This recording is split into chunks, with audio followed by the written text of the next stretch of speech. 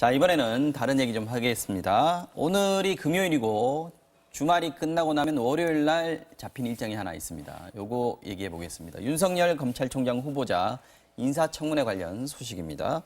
자, 김 교수님, 일단 눈에 띄는 게 민주당하고 한국당 모두 선수 교체가 이루어졌습니다. 그렇습니다. 한 명씩. 지금 한국당은 김진태 의원이 나섰네요. 정가뷰 의원 대신 이제 김진태 의원을 네. 사보임을 했는데 네. 이 부분이 눈에 띄는 게 김진태 의원이 워낙 이제 뭐 부장검사 출신이니까 뭐 네.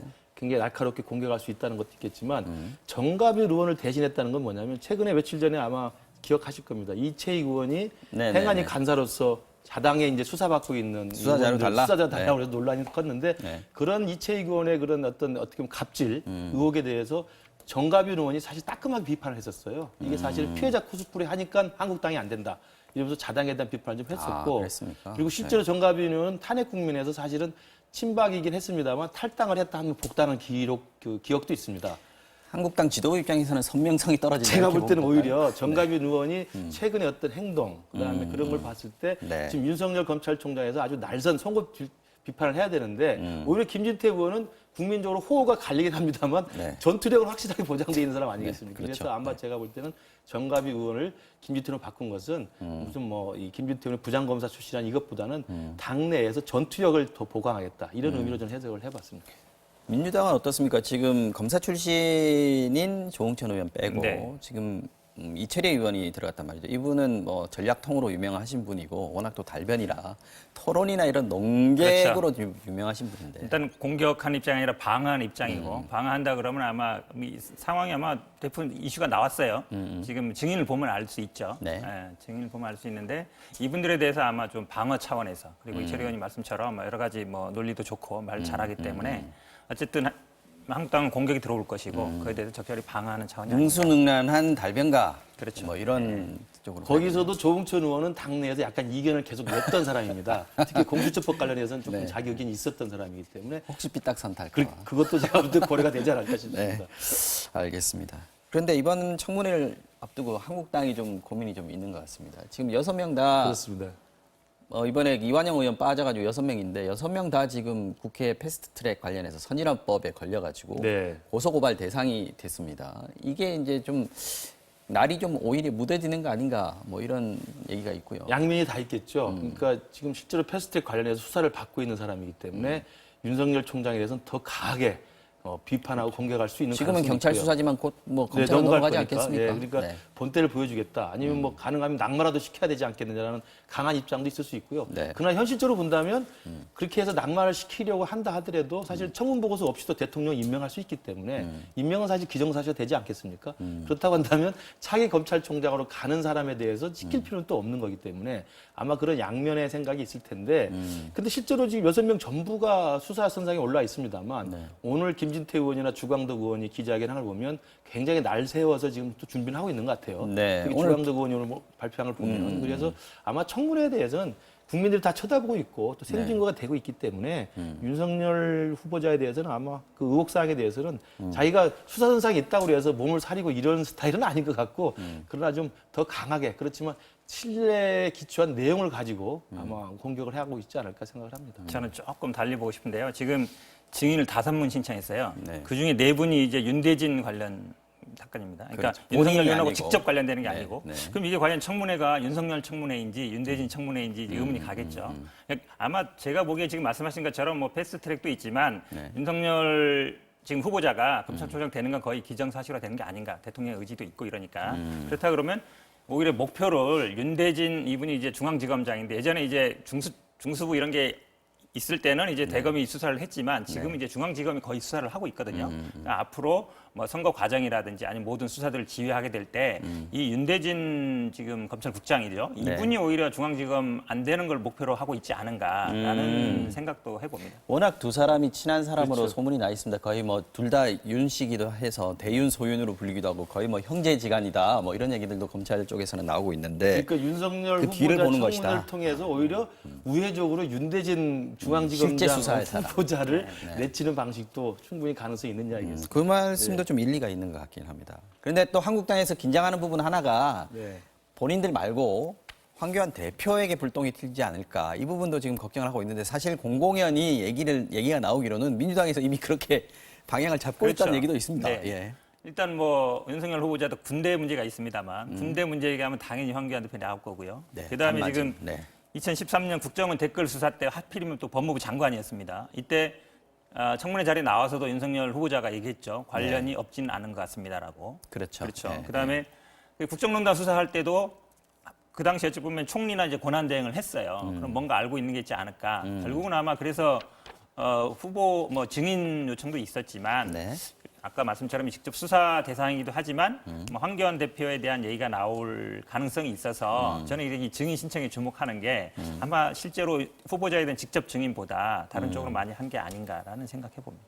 그러니까 증인 신청에서 서로 합의한 걸 보면 한국당 쪽에서 불편했던 황교안 대표도 빠져 있고요. 빠져 있고요. 그다음에 윤석열 후보자 측에서 불편했던 게 사실 장모하고 부인 아니겠습니까? 가족. 근데 네. 가족은 다 빠졌거든요. 그러니까 말씀하신 것처럼 서로 간에 그 정도 양해는 됐던 것 같습니다. 그러나 증인 신청엔 빠져 있는데 당연히 청문회장에서는 그분들에 대한 공세적인 내용은 나오겠죠. 실제로 오늘 그 김진태 의원이 기자회견한 부분에서도 장모에 대한 그럼요. 재수사를 요구를 했고 주광덕 의원 같은 경우에는 이제 주요 증인들이 해외 도피 네. 이 정황이 있다 이렇게 얘기를 하고 있는데 이 부분은 어떻게 봐야 됩니까?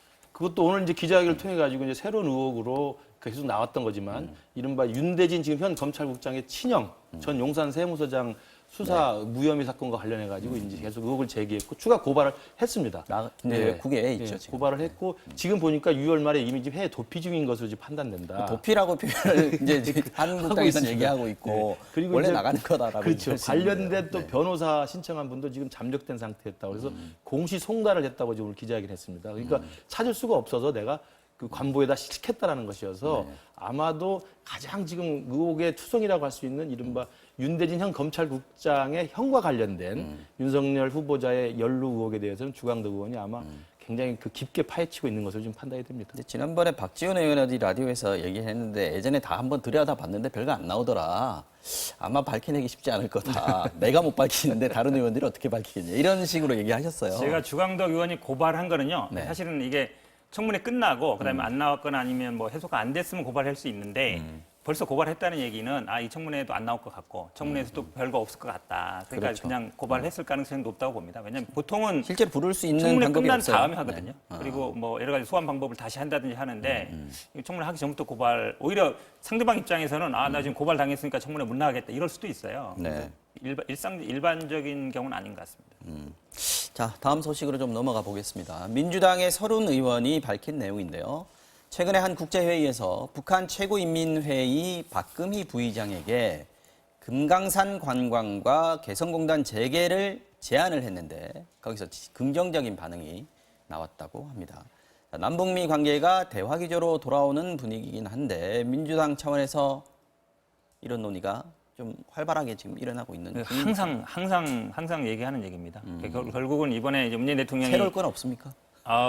이제 약간 다른 변전이 있는 게요. 아마 트럼프 대통령이 왔을 때도 보여줬죠. 개성공단을 얘기했고. 근데 개성공단하고 이제 금강산사는 약간 다르죠. 그러니까 관광 문제는 일단 유엔 제재 대상이 아니라고 보는 견해도 있고 개성공단 같은 경우에는 물자가 들어가야 되고 뭐 어떤 자원이라든지 들어가기 때문에 뭔가 좀 해결될, 그렇죠. 선결될 게 좀 있어야 되고요. 그다음에 이제 북한 기본적인 권력 구조라는 게 뭐 최고인민회가 우리나라 북한처럼 그런 큰 권한이 있는 데는 아니거든요. 그러니까 남북 간에는 저는 어느 정도 그런 교감은 있다고 봐요. 있는데 결국은 이게 우리가 문제가 해결 안 됐던 게 유엔, 특히 이제 미국이 과연 어느 정도 승인하느냐 문제였는데 지금 불러가는 분위기가 보면 어느 정도 협상이 다시 재개되는 분위기고 그 중에서 만약에 개성공단과 금강산 관광단을 선택한다 그러면 금강산 관광이 조금 더 쉽지 않은가 이런 면에서 저는 아마 문제 제기를 좀 한 것이고 제가 보기에는 뭐 가능성이 아주 없는 건 아니라고 봅니다. 국회 차원에서 이런 움직임 어떻게 보시는지요? 지금 우리 국회하고 북한의 최고인민회의 뭐 국회 역할을 하는 거니까 어쨌든 그 사이에 일어나는 대화들이었고 그저께 나경원 원내대표 같은 경우에 국회회담 할 수 있다 이렇게 얘기를 했고요. 그리고 이 맥락이 사실은 뭐 이달 초에 있었던 이른바 초월에 오당 대표와 국회의장 오찬에서도 네. 일단 이해찬 대표가 이야기를 했던 상황이고요. 그리고 실제로 그걸 받아가지고 이인영 원내대표도 지금 교섭단체 연설에서도 또 이야기를 했습니다. 네. 야당만이라도 구성해서 간다면 도와주겠다고 이야기를 했기 때문에 그다음에 지금 말씀하신 것처럼 나경원 대표도 뭐 부인을 하지 않은 상황이어서 이게 뭐 성사가 된다면 뭐 나쁠 건 없는 거죠. 그러나 이제 국회의담, 남북 국회의담은 사실은 모든 국회의장 임기 때마다 관심 사안이었습니다. 근데 잘 성사가 되지 않았는데 성사가 되지 않은 건 첫 번째는 일단 북한의 최고인민회가 우리나라 국회처럼 그런 권한을 갖고 있지 못해요. 그러니까 사실은 그냥 모양새만 있는 형식적 만남이 될 수 있기 때문에 쉽지 않았던 거고 두 번째는 이 국회의담을 하는 것 자체가 청와대에서 조금 불편할 수도 있어요. 그러니까 청와대가 지금 대북 정책이나 남북 관계는 좀 주도해서 가고 싶은데 국회가 나서서 하는 거에 대해서 조금 더 이게 불편할 수 있는 상황이 있는데 다행히 이번에 트럼프 3자 회동을 통해서 이 북핵 협상이 재개되는 과정이라는 좀 분위기가 좀 호전되고 있다고 한다면 청와대도 좀 불편한 건 좀 사라질 수 있지 않겠느냐. 그러면서 본다면 북한만 호응한다면 될 가능성이 있어 보입니다. 그러나 된다고 해서 이것이 분위기 조성에는 좀 기여를 하겠습니다만 이게 무슨 개성공단이라든지 금강산 강을 재개에 큰 관련된 어떤 결정을 하거나 지금 국회가 앞서 나갈 예. 수 있는 상황은 아니에요. 왜냐하면 그게 청와대가 불편할 수 있거든요. 가서 또 국회의원들은 사실 말을 막 앞세우는 사람들이기 때문에 그런 내용들에 대해서 조금 사전에 청와대 측이나 정부하고 좀 조율을 해야 될 겁니다. 알겠습니다. 뭐 불편하시다 그러는데 지금 이 남북 간에는요 체육이든 문화든 사회단체든 시민단체든 종교단체든 저는 교류는 많을수록 좋다고 봅니다. 그게 뭐 불편하고 안 불편한 문제가 아니라 일단 교류가 지금 차단돼 있거든요. 네. 저는 뭐 할 수 있는 부분은 해야 된다. 국회도 할수 많으면 있- 많을수록 좋다. 그렇죠. 네. 민간 단체든 아니면 우리 뭐 민족 화해 협력이든 이런 데서 저는 자꾸 교류를 하는 게 좋은 거라고 봅니다. 이거 맞는 말씀이신데 네. 청와대가 국회에 대한 그 불편한 그 우려는 있는 거예요. 특히 여야당이 같이 간다고 한다면 사실 통제가 잘 안 되는 부분이거든요. 그러니까 예전에 정의화 의장 시절도 마찬가지고 정세균 의장 시절도 저도 자문을 해본 적이 있는데 청와대 사실상 그걸 좀 불편한 기색이 실제로 없지 야당에서 혹시 않습니다. 분위기를 해치는 말이 그런 나올 것도 수도 있을 수 있는 있고 거고요. 그런 여당에서 우려들이 앞서갈 돌발 수 있는 상황이 거기 있을 수 때문에 있으니까. 그냥 일반적인 시민사회에서의 다방면적인 교류와는 조금 차원이 다릅니다. 그러나 판은 벌려놓는 게 그렇죠. 좋다. 그러니까 이게 분위기 조성에는 뭐 나쁠 게 없는 거죠. 알겠습니다.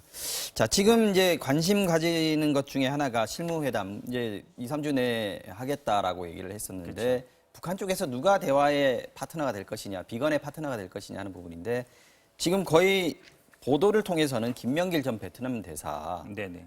거의 뭐 확정적으로 지금 얘기를 하고 있습니다. 네네. 이 사람이 확정적으로 보이는 이유, 이 사람은 어떤 사람인가 하는 부분. 네. 기본적으로 이제 그 하노이 회담에서 이제 그 전과 후를 비교해 보면 네. 김영철이냐 이용호냐 약간 이제 이용호 이제 외교부 외무성 쪽으로 쪽으로. 그리고 외무성 쪽 네. 넘어가는 분위기고 그 외무성에는 이제 최선희가 있고 어찌 보면 그 다음에 이제 김명길이라 볼 수 있는데 그러니까 이 결국은 한마디로 얘기하면 이제 미국 통인 거죠. 예전에 육자회담도 했었고요. 육자회담 대표도 그렇죠. 그다음에 이제 옛날에 이제 비데이라고 방코 델타 아시아 그 동이 그때 묶였을 문제가 때 됐었던 그때 때. 어쨌든 네. 미국과 직접 협상을 했거든요. 어찌 보면 미국과 가장 큰 협상을 해서 뭔가 성과를 이룬 거예요. 그거를 네. 풀어주고 그다음에 이제 비핵화 이런 식으로 갔기 때문에 유엔에서도 근무했었고 결국은 아마 외교 라인 그 중에서도 미국 통 쪽으로 아마 가는 게 보는 게 맞는 것 같습니다.